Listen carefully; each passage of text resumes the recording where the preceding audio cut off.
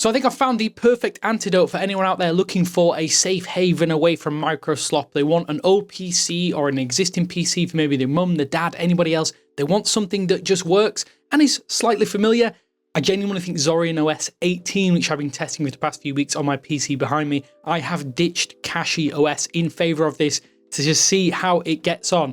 No, this isn't going to be a true gaming test. I think this is a slightly different one, but there's some interesting stuff. So yeah, let's get into it in this video. Before then though, if you like this kind of stuff, you love handheld gaming, you love Steam Decks, you love Linux, you love everything else in between, then do me a favor, hit that subscribe button. It really helps me out. We're growing the channel here, we're growing a nice little community, and I'd love to have you along for the ride. So I think a lot of people out there are looking at Zorin OS, and I've heard it be mentioned multiple times. I've seen tons of videos on this over on YouTube. I've seen it everywhere else on the internet as well, talking about this being a potential replacement for a lot of people for Windows 11 and more likely Windows 10 as that ends its support phase.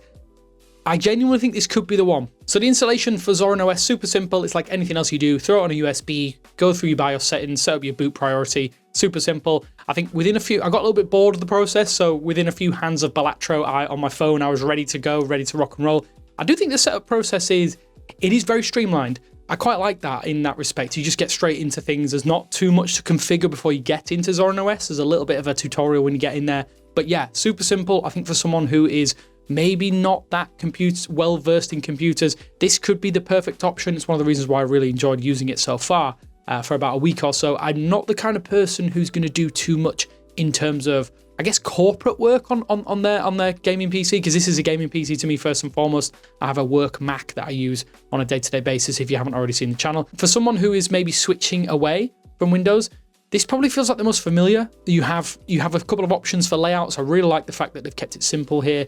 There is a pro tier for Zorin as well, which I haven't delved into. I've just used the free option, but most people that's going to be enough. It has a bit of a kind of a hybrid approach to the way that you install software. It is Linux after all, so you can use a terminal if you want to, but I think this is definitely more catered towards people who just want something that is plug and play, and I quite like that. I think that's something that I'm learning as I'm using Linux, that going from Bazzite to Cache OS and now to this, I kind of prefer the approach that I'm used to. I don't mind using a terminal, but I think this is really easy for people who want troubleshooting.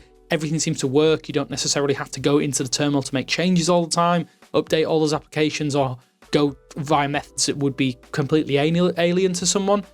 So in that regard, I genuinely think the onboarding process, the setup experience is second to none so far. I mean, I'll probably have better experiences with the Linux distros, but so far, so good. So I went for a little bit of a Windows 11 type layout to just kind of give you an indication of what it's like. I really like the fact that there's a lot of material design elements here. So if you've ever used Android back in the days from the Marshmallow era, you'll probably recognize some of these icons.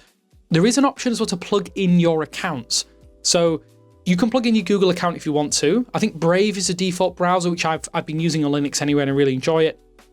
In that regard, it's great for just getting into the kind of things you're using before. I think LibreOffice is installed by default, which I'm not the kind of person who use that. I just use a browser and use Google Docs. So there's a few little things here that feel redundant, but at the same time, I can kind of understand why it's doing it. If you want to de-Google your life, you can. If you want to use other services like Microsoft, if you do want to stay with them, you can do that as well. There is a default options for things like your mail, for image viewers.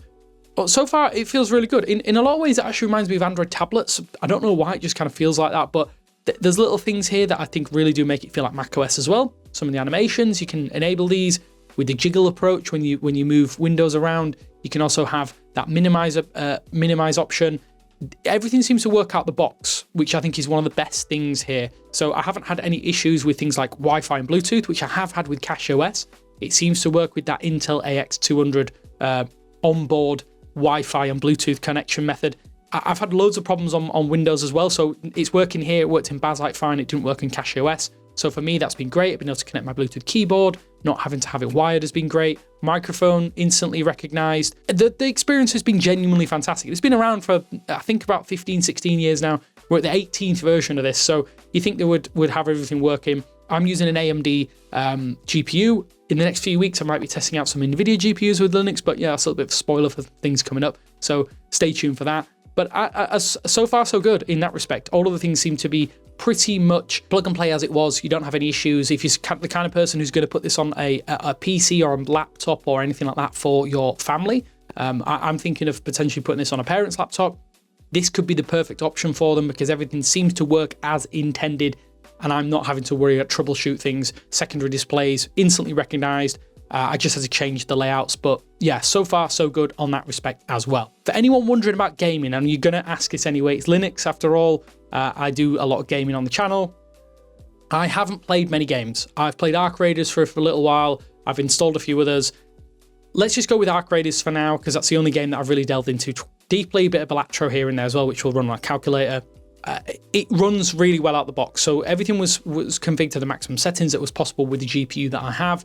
I recently changed my CPU, but so far so good. The performance has been, dare I say it, a little bit better than I had with Bazzite, and then in some respects with CacheOS. I didn't have to tweak any settings, and I didn't see major frame drops, that kind of stuff.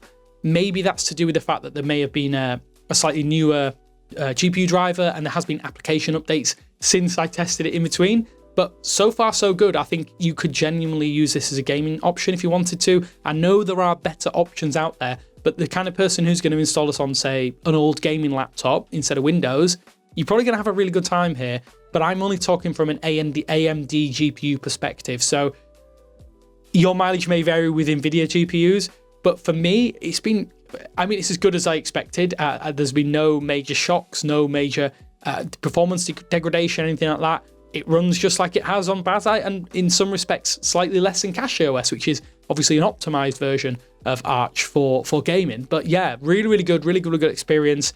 I really like the fact that with this, everything just seems to work as it should. It definitely feels like Windows, but with all the crap cut out of it. You got no Copilot, you got no any of that crud that's thrown in there for no real reason. It's just a fantastic experience so far. I can 100% see why people are saying this is the antidote to microslop, and it genuinely feels like that. There could be a revolution with Zorin OS. I'm not even joking. I'm probably a little bit of hyperbole there, but just think about this. You pick up an old laptop, it's not being supported, you throw Zorin OS on it, you have access to all of the stuff that you're probably going to be doing anyway. Things like, if you want video editing, you're going to have to have options elsewhere like GIMP and maybe for DaVinci Resolve as well for photo and video editing.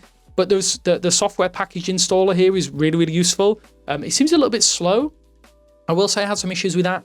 And a couple of times during the installation process or the setup process, I had to restart it because I messed around with the layout and it crashed. But once I did that, restarted it, worked fine, went through the setup. I haven't had any major issues, which is surprising because I had some issues with those other Linux distros. So maybe this one feels like a bit more, I guess because there's a paid tier. Maybe there's a lot more people working on this on a regular basis to keep things running smoothly. But maybe for most people, the free option is going to be a fantastic way to just get into, basically bleed new life into an older piece of technology, or even like me, using fairly new hardware.